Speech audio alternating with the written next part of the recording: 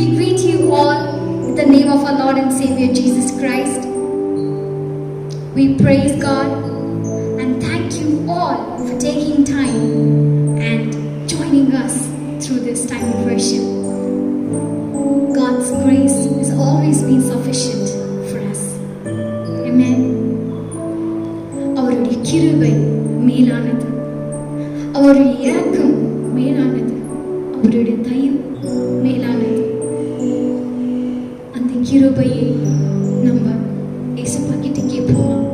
இந்த வேளையிலும் ஏசப்பாக்கு சொல்லுவோமா, அப்பா கிருபை மேலானது. ஏசப்பாவை நாம் சேர்ந்து ஆராதிப்போமா? சேர்ந்து ஆராதிப்போம், தேவனுடைய நாமத்தை மகிமைப்படுத்துவோம். ஆமென். ஹல்லேலூயா. கிருபை மேலானதே, உம் கிருபை மேலானதே, கிருபை மேலானதே, உம் கிருபை மேலானதே,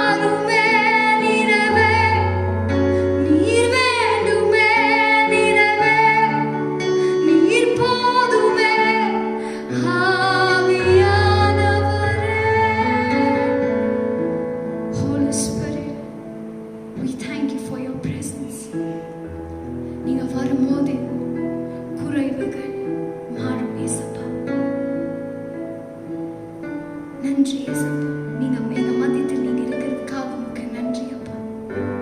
தொடர்ந்து எங்க கூட இருங்க ஏசப்பா. எங்க கிட்ட நீங்க பேசுங்க. உமக்கே துதி கனம் மகிமை எல்லாம் உமக்கே நாங்க செலுத்துகிறோம்.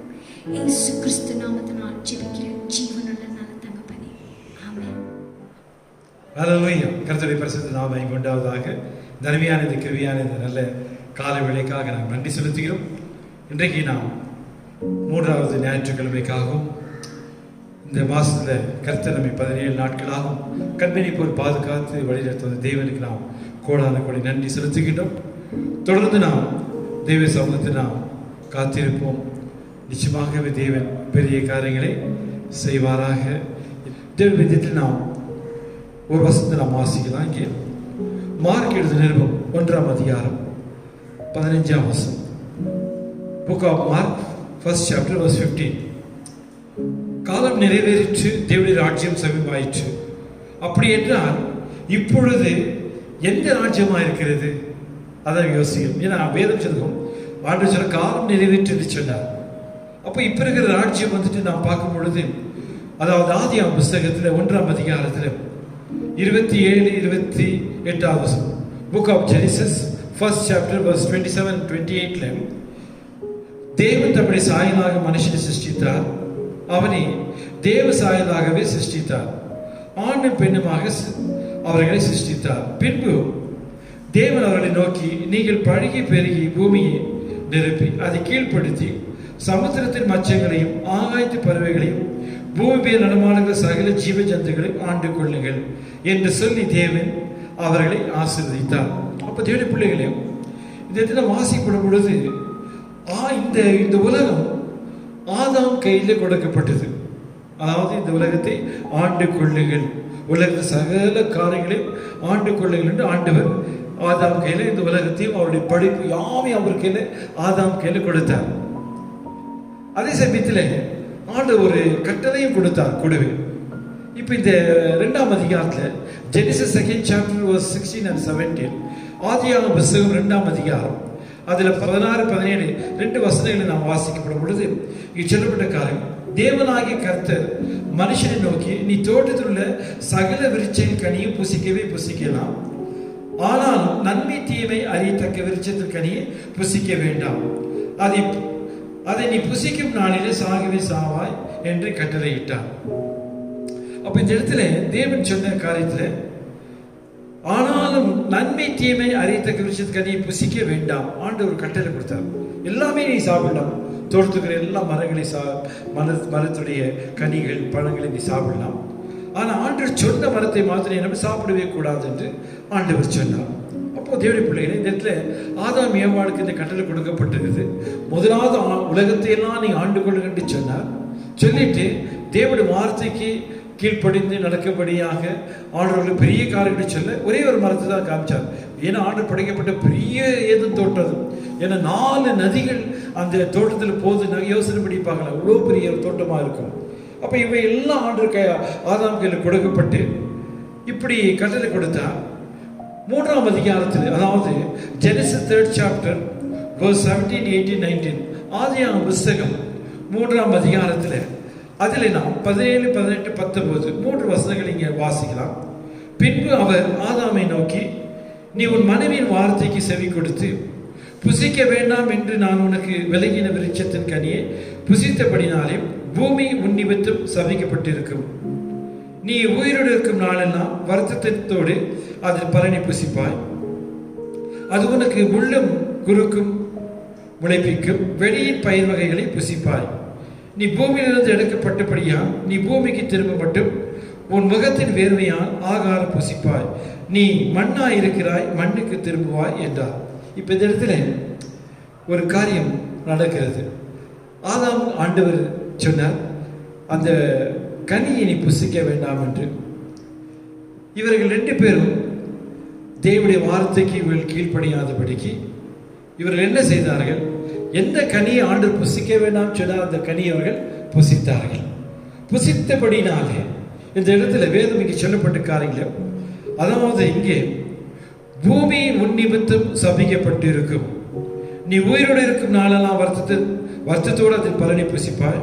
அது உனக்கு முள்ளும் குறுக்கும் விளைவிக்கும், வெளியில் பயிர் வகையை புசிப்பாய். அப்ப இந்த இடத்துல அந்த இடத்துல மரணமும் உண்டாயிடுச்சு. மண்ணா இருக்கிற மண்ணுக்கு நீ திரும்புவாய். அப்ப என்ன இந்த காரியத்தை பார்க்கும் பொழுது தேவனுக்கு ரொம்ப துக்கமான ஒரு காரியம் ஆயிப்போச்சு.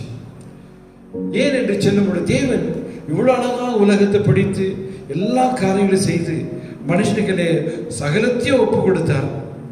ஆனா மனுஷன் தேவனுடைய வார்த்தைக்கு செவி கொடுக்காத போயிட்டான்.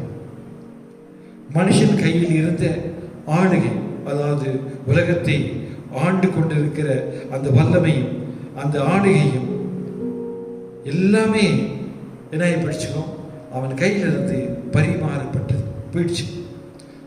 உலகத்தை ஆண்டு கொள்ளுங்க என்று சொன்னார். தேவனுக்கு விரோதமாக பாவம் செய்ததினால், தேவனுக்கு கீழ்ப்படியாததினால்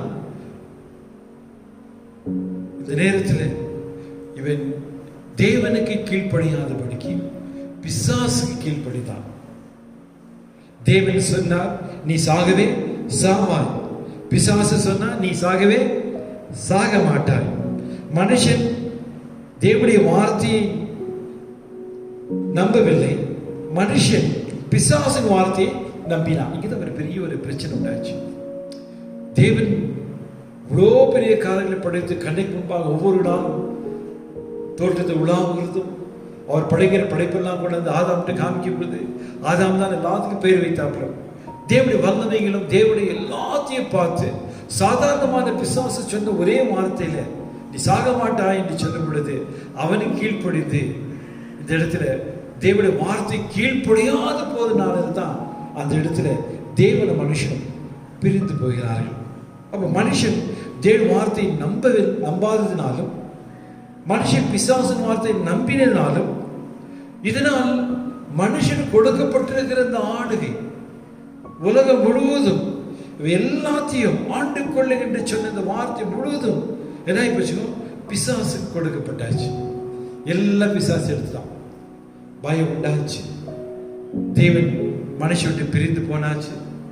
ஏதத்தோடு இவர்கள் துரத்தப்பட்டார்கள். அந்த நேரத்தில் தேவனுடைய பிள்ளைகளை மனுஷனுக்கு வேதனையும் துக்கம் உண்டாச்சு. நெத்தி வேர்வையினால பாடுபட்டு உழைத்து சம்பாதிக்கத்தக்கதாக உண்டாச்சு. பூமி பாவத்தை நிமித்தம் சபிக்கப்பட்டாச்சு. தேவனுடைய பிள்ளைகளை இப்படியே காலங்கள் உருண்டோடி போயின. இயேசு கிறிஸ்து உலகத்தில் வரும் பொழுது ஒரு காரியம் நடக்கிறது. அதாவது லூக்கா எழுதின நிருபத்தில் 4ஆம் அதிகாரம் 5, 6, 7 வசனங்கள். Book of Luke 4th chapter verse 5, 6, 7. அதாவது இதுல இந்த இடத்துல எதை பார்க்கிறோம்னாக்கா, எப்படி இந்த உலகம் பிசாசு கையில் போனது பற்றியும் அதோடைய காரியங்களையும், பின்பு பிசாசு அவரை உயர்ந்த மலையின் மேல் கொண்டு போய் உலகத்தின் சகல ராஜ்யங்களையும் ஒரு நிமிஷத்தில் அவருக்கு காண்பித்தது. verse 6, இவைகள் எல்லாவற்றின் மேல் உள்ள அதிகாரத்தையும் உமக்கு தருவேன், இவைகள் எனக்கு ஒப்பு கொடுக்கப்பட்டிருக்கிறது, எனக்கு இஷ்டமானவனுக்கு இவைகளை கொடுக்கிறேன். verse 7, இயேசுவை நீர் என்னை பணிந்து கொண்டால் எல்லாம் உங்களுடையதாகும் என்று சொன்னார். பாருங்க, எவ்வளவு பெரிய ஆச்சரியமான ஒரு காரியத்தை பார்க்கிறோம். தேவன் படைத்தது மனுஷனுக்காகத்தான்.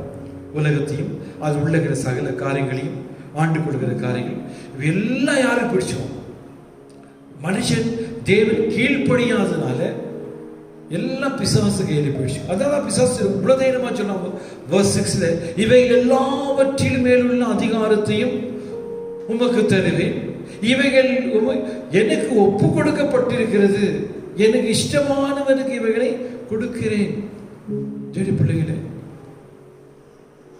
தேவனுடைய ஆசீர்வாதத்தையும் தேவன் நமக்கு கொடுக்கப்பட்டுகிற வல்லமை எல்லாத்தையும் கீழ்ப்படியாதனால எல்லாம் பிசாசு கையில் கொடுக்கப்பட்டாயிடுச்சு. அது மாத்திரம் கிடையாது. பிசாசு கையில் உலகம் மாத்திரமல்ல,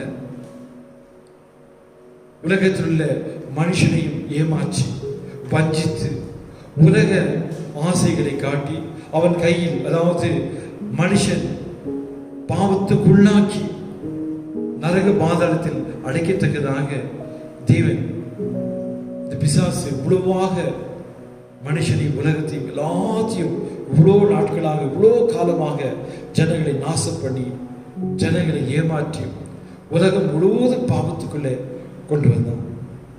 அதுதான் மார்க்கில் நாம் ஏற்கனவே நான் முதல் வாசனையில் மார்க் 1:15 காலம் நிறைவேறிட்டு தேவனுடைய ராஜ்யம் சமயமாயிற்று.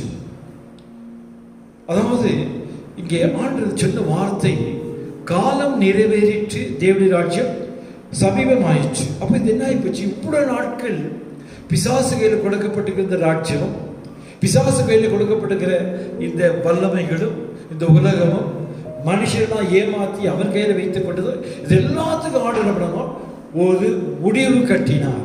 அதான் சொன்னார் காலம் நிறைவேறிற்று தேவனுடைய ராஜ்யம் சமீபமாயிற்று என்று சொன்னார். அந்த தேவனுடைய பிள்ளைகளை இங்கே ரெவலேஷன் புஸ்தகத்தில் வாசிக்கப்படும் பொழுது, அதாவது இங்கே ரெவலேஷன் 12 chapter verse 12 இங்கே ஒரு வசனத்தை நாம் இங்கே வாசிக்கலாம். ரெவலேஷன் வெளிப்படுத்தல் 12ஆம் அதிகாரத்தில் அதில் 12ஆம் வசனத்தில் இப்படியா சொல்லப்பட்டது, ஆகையால் பரலோகங்களே அவைகளில் வாசமாயிருக்கிறவர்களே களி கூறுகள், பூமியிலும் சமுத்திரத்திலும் குடியிருக்கிறவர்களே ஐயோ, பிசாசானவன் தனக்கு கொஞ்ச காலம் மாத்திரம் உண்டு என்று அறிந்து மிகுந்த கோபம் கொண்டு உங்களிடத்தில் இறங்கினபடியால் உங்களுக்கு ஆபத்து வரும் என்று சொல்ல கேட்டேன். அப்போ இந்த இடத்துல வசனம் என்ன சொல்லப்படுதும், இங்கே வாசிக்கப்படுவது, அதாவது பிசாசானவனுக்கு தனக்கு கொஞ்ச காலம் மாத்திரம் உண்டு. பிணைப்பிச்சு ஆண்டு உலகத்தில் வந்து பிசாசு ராட்சியத்தை முடிவு கட்டும்படியாக தேவனுடைய ராட்சியத்தை இந்த பூமியில கொண்டு வரத்தக்கதாக இயேசு இந்த உலகத்தில் உனக்காக எனக்காக அவர் பிறந்தார். அல்லேலூயா. அப்போ இந்த கடைசி காலத்தில் பிசாசு தந்திரமாகவும் வஞ்சகமாகவும் நம்மை ஏமாற்றவும் நம்மை பலவிதமான பிரச்சனை கொண்டு வரத்தக்கதாக நம்ம மேல கோபம் கொண்டிருக்கிறார்.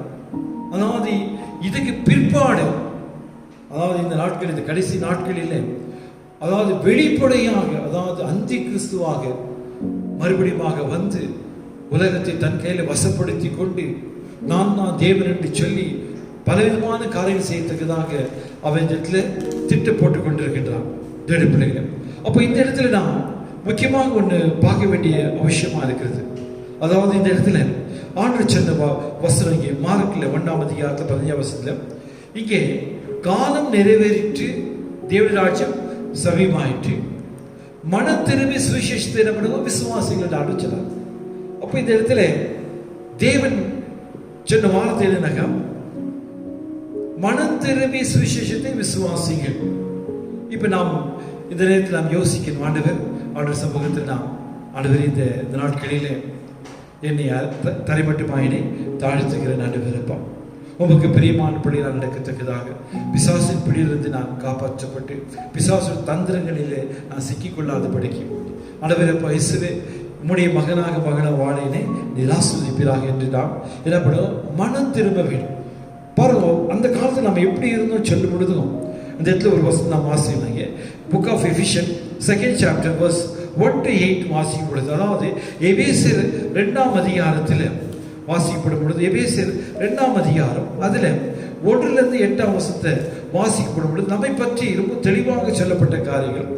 1ஆம் வசனத்தில் வாசிப்பது, அக்கிரமங்களினாலும் பாவங்களினாலும் மரித்தவனாயிருந்து உங்களை உயிர்ப்பித்தார். இப்போ முற்காலத்தில் நம்ம எப்படி இருந்தோம்னாக்கா, அக்கிரமங்களினாலும் பாவங்களினாலும் மரித்தவனாயிருந்த, அதாவது இயேசு அறியாதபடிக்கு நாம் பிசாசு கீழ்பட்டு, அதாவது பிசாசு தந்திரமானவை ஏமாற்றி அக்கிரமத்திலும் பாவத்திலையும் அநியாயத்திலையும் மோசத்திலையும் திருட்டு பலவிதமான பாவ பழக்கத்தை நாம் சிக்கி கொண்டிருந்தோம்.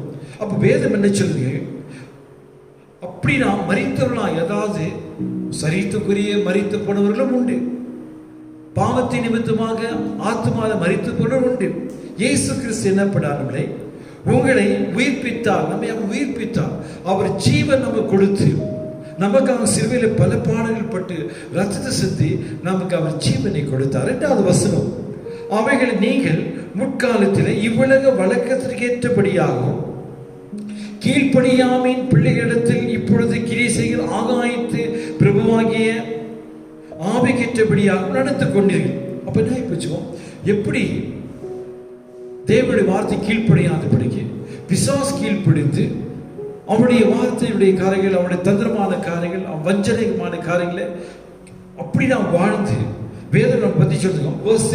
அவர்களுக்குள்ளே நாம் எல்லாரும் முற்காலத்திலே நமது மாம்ச இச்சையின்படியே நடந்து, அதாவது நம்முடைய மாம்ச இச்சையின்படி இஷ்டம் போல நீ என்ன சொல்றது நானே கேட்குறது, இஷ்டம் போல வாழேன் போல செய்வேன் அப்படி சொல்லுது. ஜபம் கிடையாது, வேத வாசிப்பு கிடையாது, சர்ச்சைக்கு போகிறது கிடையாது, அல்ல கட்டி சொன்னாக்கா நாம் ஆண்டவரை பற்றி தேடுகிறது கிடையாது. ஒரு சமயம் எல்லாமே இருந்தாலும் சரி, சர்ச்சைக்கு போகிறதும் பைபிள் வாசிக்கிறதும் எல்லாம் இருந்தாலும் சரி. ஆனால் பழைய மனுஷன் பழைய வாழ்க்கையில் யாருக்கும் தெரியாத சில சமயத்தில் நம்ம இஷ்டம் போல செய்கிற இவைகளெல்லாம் நாம் வாழ்ந்து கொண்டு இருக்கிறோம். அப்படி இருக்கும் பொழுது ஆண்டவரிடத்தில் சொல்லப்பட்ட காரியம், நமது மாம்சமும் மனசும் விரும்பினவைகளை செய்து சுபாவத்தினாலே மற்றவர்களைப் போல கோமாக்கினை பிள்ளைகளாக இருந்தோம். இப்படி நாம் நம்முடைய வாழ்க்கையை பார்க்கும் பொழுது, தேவன் நம்மை பார்க்கும் பொழுது வேதத்தில் ஏற்கனவே சொன்னது போல எல்லா ஜனங்களும் பாவம் செய்து தேவ மகிமை அற்றவர்களானார்கள். ஒரு மனுஷனு கூட நல்லவனா இல்லை, ஒரு மனுஷன் கூட நல்லதில்லை. எல்லாமே பாவத்துக்குள்ள பிசாசனுடைய கையில பிசாசில் அடைக்கப்பட்டு இருந்தார்கள். தேவன் நம்ம மேல இரக்கம் உள்ளவராக இருந்தார், தேவன் மேல கிருபை உள்ளவராக இருந்தார். தேவன் நம்மை அதிகமாக நேசித்தபடினாரு அவர் எப்படியாகிலும் அவருடைய சாயலாக இருக்கிற உன்னை என்னையும் ரட்சிக்கும்படியாக, பரலோக ராஜ்யத்தை கொண்டு போகும்படியாக, நம் பாவத்தை கழும்படியாக, நம் கண்ணீரை துடைக்கும்படியாக, நமக்கு சமாதானத்தை கொடுக்கும்படியாக, நமக்கு சந்தோஷத்தை கொடுக்கும்படியாக, வேதனையோடு துக்கத்தோடு பலவிதமான பிரச்சனை போராட்டம் நம்மை வாழாதபடிக்கு சந்தோஷம் வாழும்படியாக இயேசு உன்னை என்னை தேடி வந்தார். அதான் இங்கே சொல்லப்பட்டிருக்க 4ஆம் வசனம் சொல்லப்படுவோம். தேவனோ இரக்கத்தில் ஐஸ்வர்யம் உள்ளவராய் நம்மில் அன்பு கூர்ந்து தம்முடைய மிகுந்த அன்பினாலே, மறுபடியும் வாசிக்கிறேன், இயேசு இங்கே சொல்லப்பட்ட காரியம், தேவனோ இரக்கத்தில் ஐஸ்வர்யம் உள்ளவராய் நம்மில் அன்பு கூர்ந்து தம்முடைய மிகுந்த அன்பினாலே, நம்மில் அவ்வளோ ஒரு அன்பு, இரக்கத்தில் அன்பு என்று சொல்கிறார். வசனம் சொல்லப்படுது, இரக்கத்தில் ஐஸ்வர்யம் உள்ளவராய் இருந்தார். எப்பேற்பட்ட பாவையா இருந்தாலும் சரி, எப்பேற்பட்ட மோசக்காரனா இருந்தாலும் சரி, ஒரு நாள் கூட யோசிக்காதபடி இருந்தாலும் சரிங்க, இயேசு அவனை பார்த்து சொல்ல, மகனே மகளே நான் உன்னை நேசிக்கிறேன். இவ்வளவு நாட்கள் நீ தெரியாது என்னை அறியாதபடிக்கு நீ வாழ்ந்தாய், பரவாயில்லை, இது மேற்பட்டாவது நீ மனம் திரும்பி சுவிசேஷத்தை விசுவாசி, அதாவது தேவனுடைய வார்த்தையாகிய பைபிள் சொல்லப்பட்ட வசனங்களை நீ கேட்டு அல்லது வாசித்து நீ விசுவாசி என்று ஆண்டவர் உன்னை என்னை அன்போடு கேட்டுக்கொள்ளுகிறார். இங்கே சொல்லப்பட்ட வசனம் verse 5, அக்கிரமங்களில் மரித்தவர்களாய் இருந்த நம்மை கிறிஸ்துவோடு கூட உயிர்ப்பித்தார், கிருபையினால ரட்சிக்கப்பட்டீர்கள். என்ன பண்ணாங்க வேதம் ரொம்ப தெளிவாக சொல்ல, அக்கிரமங்களில் மரித்தவர்களாய் இருந்த நாம், அப்பொழுது பாவம் செய்தபடினால ஆத்மா மரிக்கப்பட்டிருக்கிறது.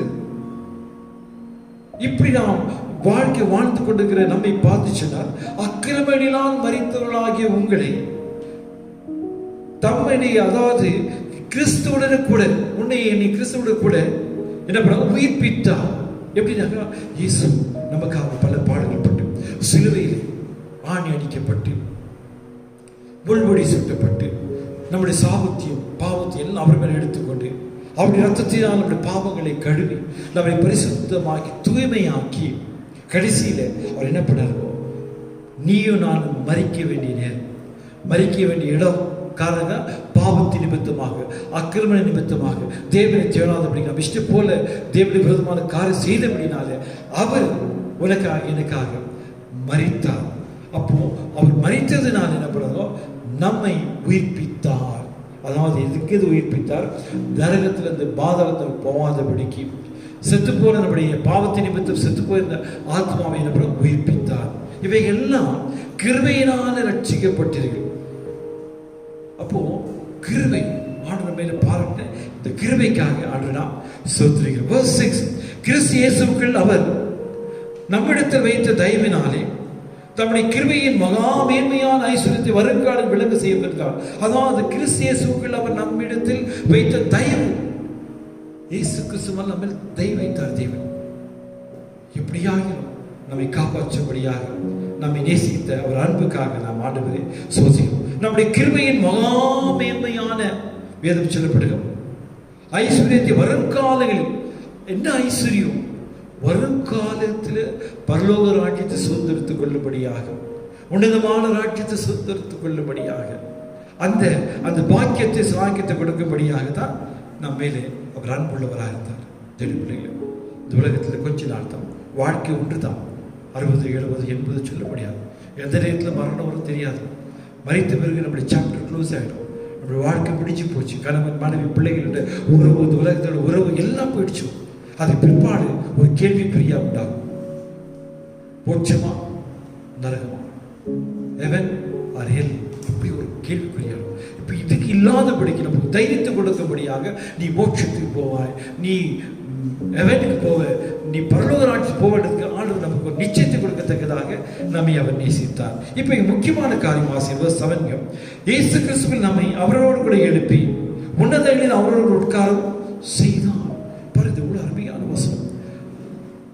நாம் அவரை ஏற்றுக்கொள்ளும் பொழுது, அவர் விசுவாசிக்கும் பொழுது, ஆண்டவரே நாம் விசுவாசிக்க சொல்லும் பொழுது, அந்த நேரத்தில் அவரோடு, அதாவது ஞானஸ்தானத்தினால ஒப்பு கொடுக்கிறதுனால நாம் அவரோடு கூட நம்ம எழுப்பி என்ன பண்ணுறோம்? இங்கே வேதம் ரொம்ப தெளிவாக சொல்லுறோம், உன்னதத்திலே அவரோடு கூட உட்காரும்படி செய்தார். தேவன் பாராட்டின அன்பு இறக்கங்களுக்காக ஆண்டவரை நாம் ஸ்தோத்திரிக்கிறோம். எழுப்புகிறோம். அந்த இடத்துல இப்படி ஆண்டவர் நம்மை பாவத்திலிருந்தும் பாவ உலகத்திலிருந்தும் நரகத்திலும் பாதத்தை உன்னையினை ரட்சித்திருக்கிறார். அதை வேறு சொல்லுவோம், மன திரும்பி சுவிசேஷத்தை விசுவாசம். அதை மறுபடியும் உங்களை நான் கேட்டுக்கொள்கிறேன். வேத வசனங்களை கேளுங்கள், வேத வசனங்களை தியானம் பண்ணுங்கள். பைபிள் கொடுக்கப்பட்டிருக்குது உங்களுக்கு. திரும்பி அப்படி இல்லை என்று சொன்னாக்கா நான் யாருக்கிட்டையாவது கேளுங்கள். இல்லை புக் ஸ்டாலில் போனால் பைபிள் கிடைக்கும். நியூ டெஸ்ட்மெண்ட்டாவது வாங்கி படிங்கள். எத்தனையோ புத்தகத்தை நம்ம வாசிக்கிறோம், எவ்வளோ பேப்பர்ஸ்களை வாசிக்கிறோம், எவ்வளோ காரியங்களை நாம் பார்க்கிறோம். ஆனால் திருப்பிடுகிறேன், தேவன் உனக்கு எனக்கும் எழுதி கொடுத்திருக்கிற வாழ்க்கையில் வெற்றியுள்ள வாழ்க்கை வாழும்படியாக, பரலோக ராஜ்யத்தை உனக்கு கொடுக்கும்படியாக, சமாதான சந்தோஷத்தை கொடுக்கும்படியாக அவர் எழுதி கொடுத்திருக்கிற வேதாங்க புஸ்தகம் பைபிளை நீ வாங்கி வாசிக்கும் பொழுது அதில் உன்னுடைய வாழ்க்கை முழுவதும், உன்னுடைய ஆசீர்வாதம் முழுவதும், உன் பரலோக ராஜ்யம் போறதுக்கும் விடுதலைக்கும் சந்தோஷம் எல்லாமே அதில் எழுதப்பட்டிருக்குது. அதை நீ வாசி, உனக்கு ஆசீர்வாதம் உண்டாகும். தேவப்பிரயத்தில் வாசிக்கப்படும் பொழுது, மத்திய 24ஆம் அதிகாரத்தில் வாசிக்கப்படும் பொழுது ஒரு வசனத்தை இங்கே சீஷர்கள் அவரிடத்தை கேட்கிறார்கள். என்ன கேட்கிறார்கள் அப்படி சொல்லும் பொழுதும், ஆண்டவரே உங்களுடைய வருகை எப்படி இருக்கும், அதுக்கு முன்பாக அதுக்கு அடையாளங்கள் என்ன என்று ஆண்டவர்கிட்ட கேட்கிறார்.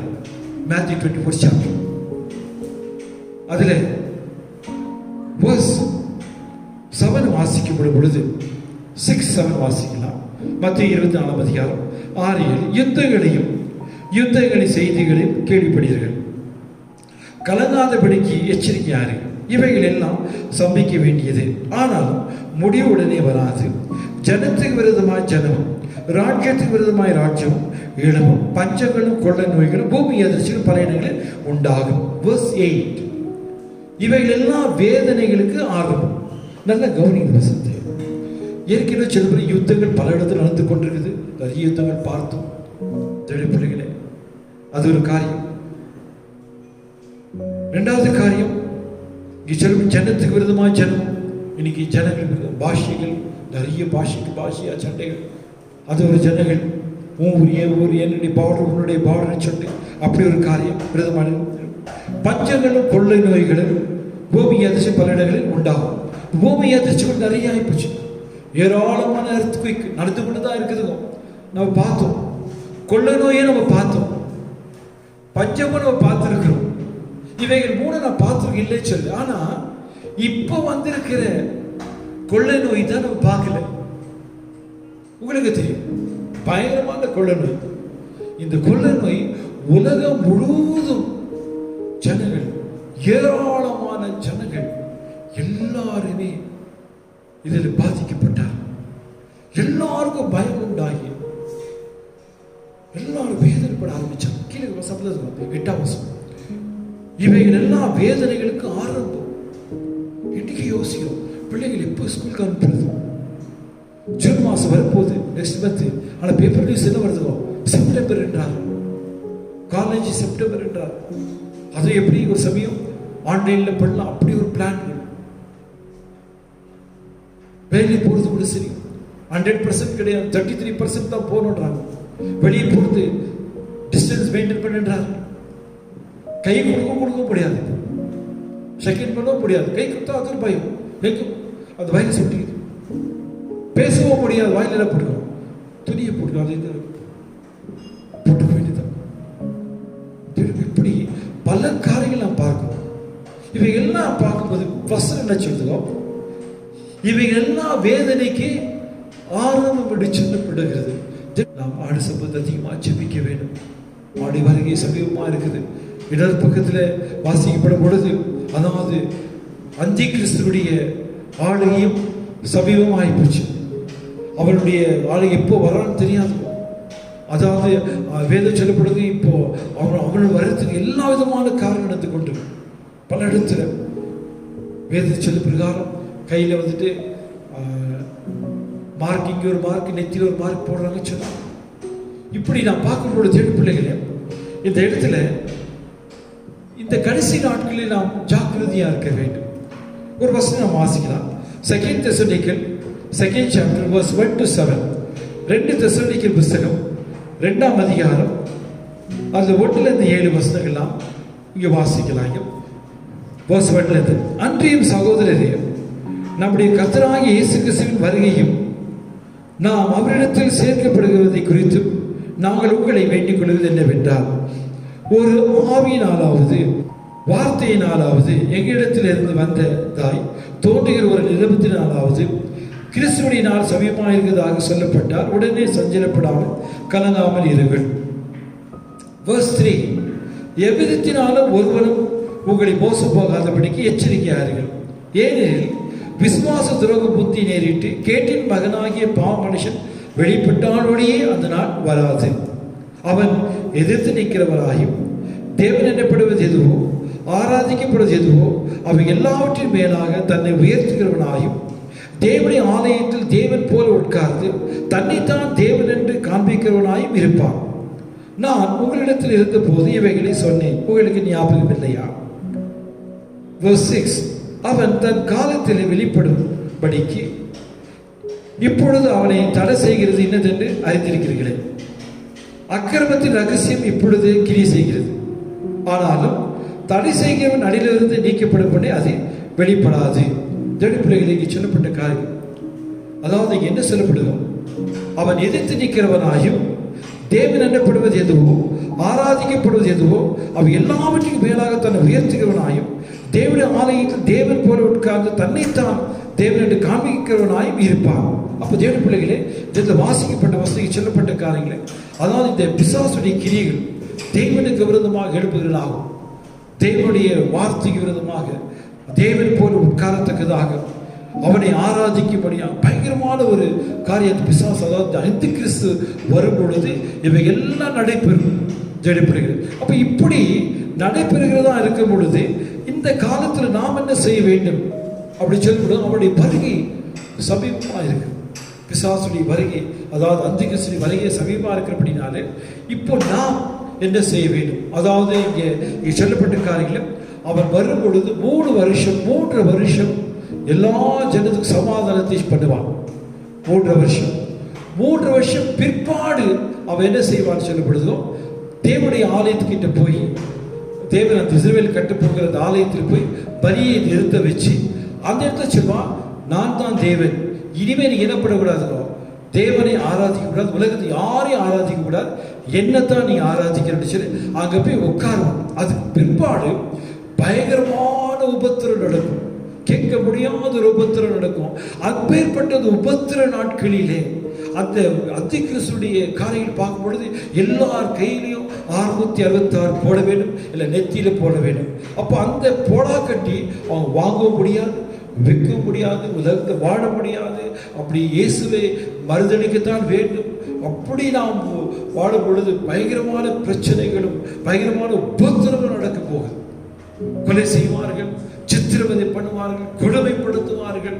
அந்த நாள் பயங்கரமான நாளாக இருக்கும். அதனால தேவனுடைய பிள்ளைகளே, ஆண்டவர் என்ன பிளான் பண்ணினார், என்னுடைய ஜனங்களை, அதாவது இயேசுவோடைய பிள்ளைகளை அவர் இந்த உபத்திர காலத்துக்கு முன்பாக அந்தி கிறிஸ்துடைய ஆளுகைக்கு முன்பாக அவருடைய பிள்ளைகள் அவர் எடுத்துக்கொள்ள வேண்டும் என்று அவர் மிகுந்த அவளோடு என்ன பண்ணாரோ இந்த உலகத்தில் வந்து எல்லா ஜனங்களுக்கு சொன்ன வார்த்தை, மனம் திரும்பி சுவிசேஷத்தை விசுவாசிகள் என்று சொன்னார்.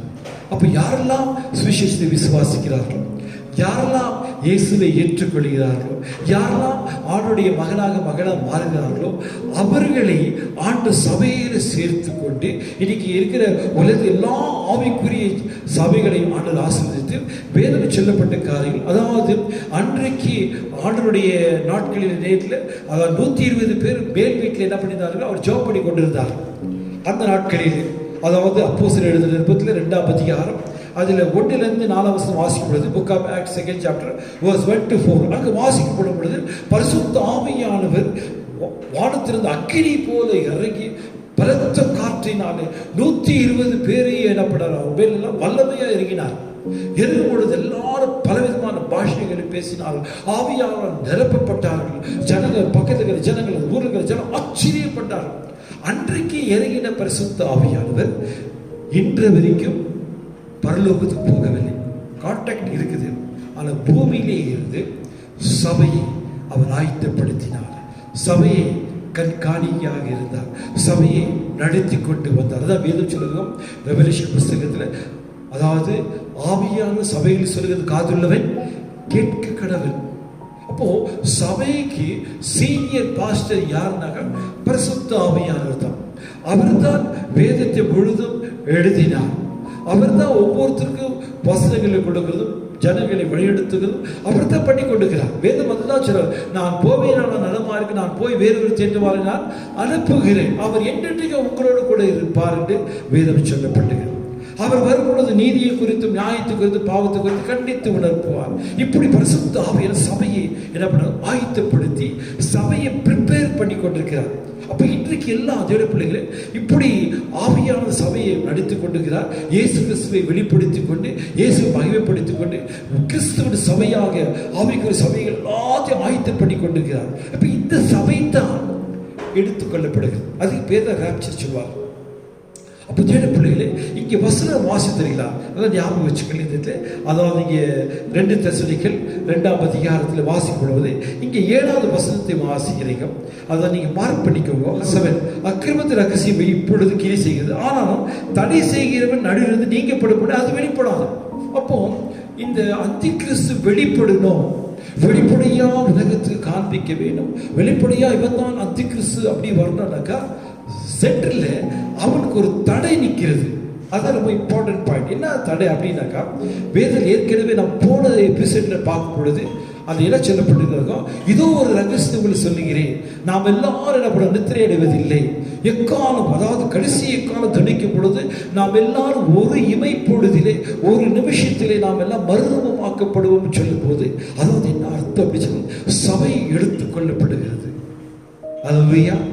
எப்படி சபை எடுத்துக்கொள்ளப்படுதுனாக்கா, அதாவது ஆவியானவர் இந்த பூமியிலிருந்து எடுத்துக்கொள்ளப்பட வேண்டும்.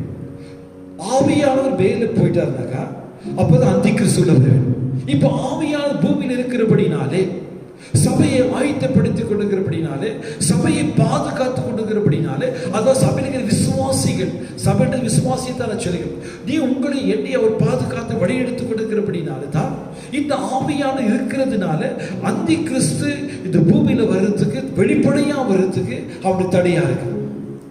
அப்போ இங்க வசனம் நிறைவேறுது. அதாவது 7வது வசனம் 2 தெசலோனிக்கர் 2nd chapter verse 7 அக்கிரமத்தின் ரகசியம் இப்பொழுது கிரியை செய்கிறது, ஆனாலும் தடை செய்கிறவன் நடுவிலிருந்து நீக்கப்படும் அது வெளிப்படாது. அப்போ இந்த தடையா யார் நிற்கிறது, அந்தி கிறிஸ்து யார் தடையா நிற்கிறதுனா பரிசுத்த ஆவியானவர்.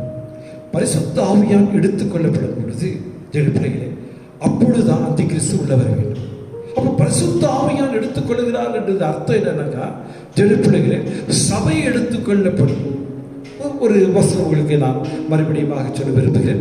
1 கொரிந்தியர் 3rd chapter verse 16 1 கொரிந்தியர் 3ஆம் அதிகாரம் அதில் 16ஆம் வசனம் என்ன சொல்லுவோம், நீங்கள் தேவனுடைய ஆலயமாக இருக்கிறீர்கள், தேவனுடைய ஆவியான உங்களுக்குள்ள என்ன வாசப்படுகிறார் என்று அறியாதீர்களா? அப்போ என்ன ஆயிப்போச்சுக்கோ, அப்போ நம்முடைய உள்ளத்தில் ஆவியான வாசப்படுகிறார். அப்போ நீங்களும் நான் யாரா இருக்கிறோம், தேவனுடைய ஆவியா இருக்கிறோம். We are the temple of the Holy Ghost. அப்போ நம்ம வந்துட்டு தேவனுடைய ஆலயமா இருக்கிறோம். இந்த ஆலயத்துல தான் பரிசுத்த ஆவி வாசப்படுகிறார். அப்போ வாசப்படுகிற பரிசுத்த ஆவியான் எடுத்துக்கொள்ளும் பொழுது, நல்ல கவனிச்சு, இம்பார்ட்டன்ட் பாயிண்ட் இதுதான். பரிசுத்த ஆவியானவர் கடைசி எக்கால துணிக்கும் பொழுது அவர் கீழே மேலே போறார் பரலோகத்துக்கு. 120 பேர் அன்றைக்கு, அதாவது இயேசுடைய நாட்களிலே அந்த 40வது நாள் இயேசு மரித்து 50வது நாள் தான் பெந்தெகோஸ்து நாள் வந்துச்சு. அன்னைக்கு அவர் எடுத்துக்கொள்ளப்படும் பொழுது, அப்போ அவர் பூமியில் வந்தது. இப்போ எடுத்துக்கொள்வார். இப்போ போகும்பொழுது என்ன பண்ணணும்? சபையை கொண்டு போறார், உன்னை எண்ணி கொண்டு போவார்.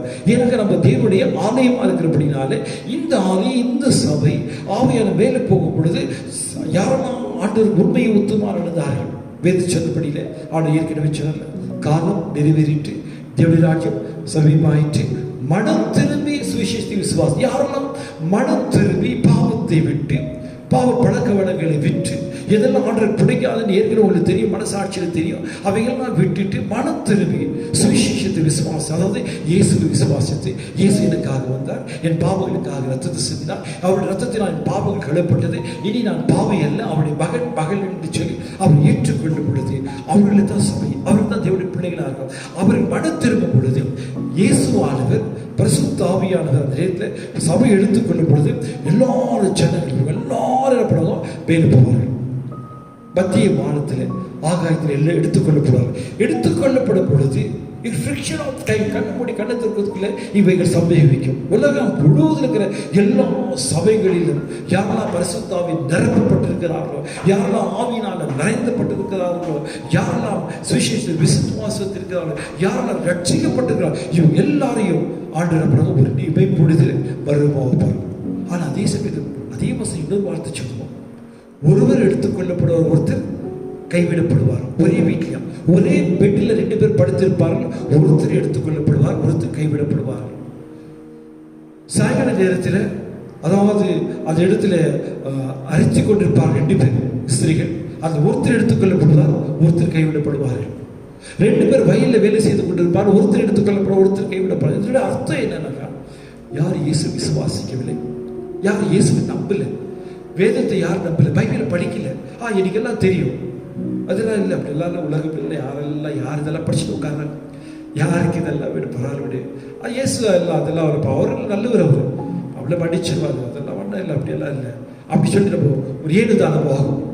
தேவனுடைய வார்த்தை கீழ்ப்படியில, அவர் சொந்த ரட்சனை ஏற்றுக்கொள்ளும், தான் செய்கிற பாவத்தை விட்டு விடல அப்படின்னு பிறகு ஜனப்பிள்ளைகளை பாவ மன்னிப்பு கிடையாது, அவங்க தான் கைவிடப்படுவார்கள்.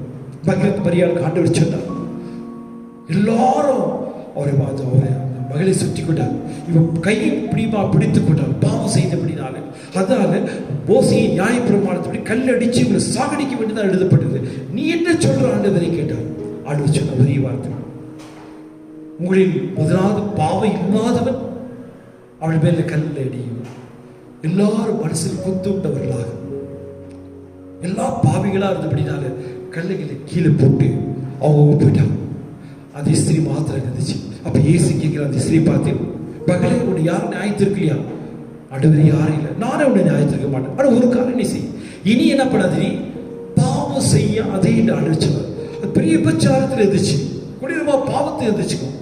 ஆண்டவரத்தை கேலி பரிகாசப்பட்ட திட்டல, ஏன் செய்த சொல்ல, பழைய பாவத்தை ஞாபகப்படுத்தல, ஒரே வார்த்தை கேட்டார், இனி பாவம் செய்யாது. இதே தான் ஆண்டவர் இன்னைக்கு உன்னை எண்ணி பார்த்து கேட்கிறார்.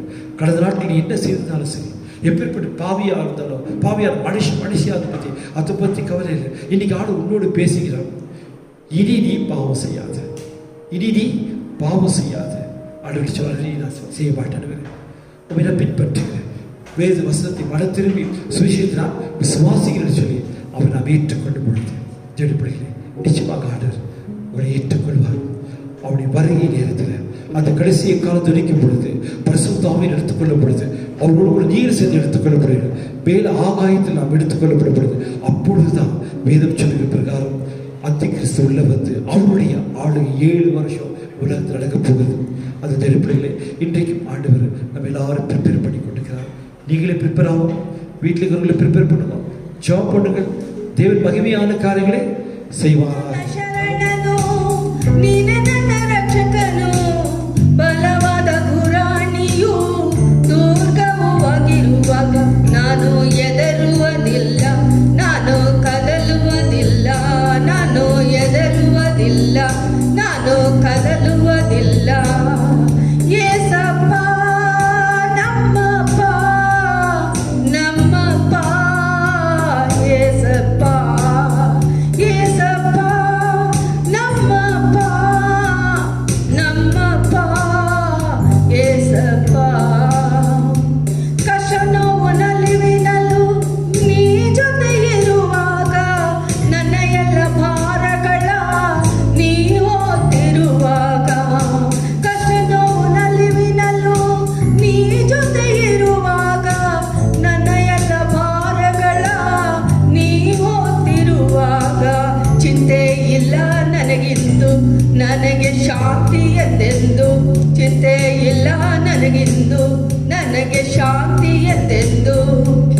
ಸಿಲುವೆಯ ನೋಡುವೆ ಲೋಕವ ಜಯಿಸುವೆ ಸಿಲುವೆಯ ನೋಡುವೆ ಲೋಕವ ಜಯಿಸುವೆ ಎಂದು ನೀನೇ ಒಡೆಯನೆಂದು ಕೂಗಿ ಹಾಡುತ್ತಾ ಎಂದು ನೀನೇ ಒಡೆಯನೆಂದು ಕೂಗಿ ಹಾಡುತ್ತಾ ನಾನು ಹೆದರುವುದಿಲ್ಲ ನಾನು ಕದಲುವುದಿಲ್ಲ ನಾನು ಹೆದರುವುದಿಲ್ಲ ನಾನು ಕದಲುವುದಿಲ್ಲ ಅಪ್ಪನಿಂದ ಮಹಿಮೆ ಕಂಡು ಹೃದಯವು ಸೋತಿರುವಾಗ ನೀನೆ ನನ್ನ ಕುರುಬನೆಂದು ಸಾರಿ ಹೇಳಿರುವಾಗ ಅಪ್ಪನಿಂದ ಮಹಿಮೆ ಕಂಡು ಹೃದಯವು ಸೋತಿರುವಾಗ ನೀನೆ ನನ್ನ ಕುರುಬನೆಂದು ಸಾರಿ ಹೇಳಿರುವಾಗ ಕೊರತೆ ಇಲ್ಲ ನನಗಿಂದು ಕೇಳಬಾರದು ಇನ್ನು ಕೊರತೆ ಇಲ್ಲ ನನಗಿಂದು ಕೇಳಬಾರದು ಇನ್ನು ಸಿಲುವೆಯ ನೋಡುವೆ ಲೋಕವ ಜಯಿಸುವೆ ಸಿಲುವೆಯ ನೋಡುವೆ ಲೋಕವ ಜಯಿಸುವೆ ಹಸಿರು ಹುಲ್ಲು ಕವಲಿನಲ್ಲಿ ತಂಗಿಸುವಾಗ ಹಸಿರು ಹುಲ್ಲು ಕವಲಿನಲ್ಲಿ ತಂಗಿಸುವಾಗ ನಾನು ಹೆದರುವುದಿಲ್ಲ ನಾನು ಕದಲುವುದಿಲ್ಲ ನಾನು ಹೆದರುವುದಿಲ್ಲ ನಾನು ಕದಲುವುದಿಲ್ಲ ಏಸಪ್ಪ ನಮ್ಮಪ್ಪ ನಮ್ಮಪ್ಪ ಏಸಪ್ಪ ಏಸಪ್ಪ ನಮ್ಮಪ್ಪ ನಮ್ಮಪ್ಪ ஏசப்பா. ஹல்லேலூயா. திருப்பில் எத்திரா ஒரு வசனத்தை வாசிக்கலாம்.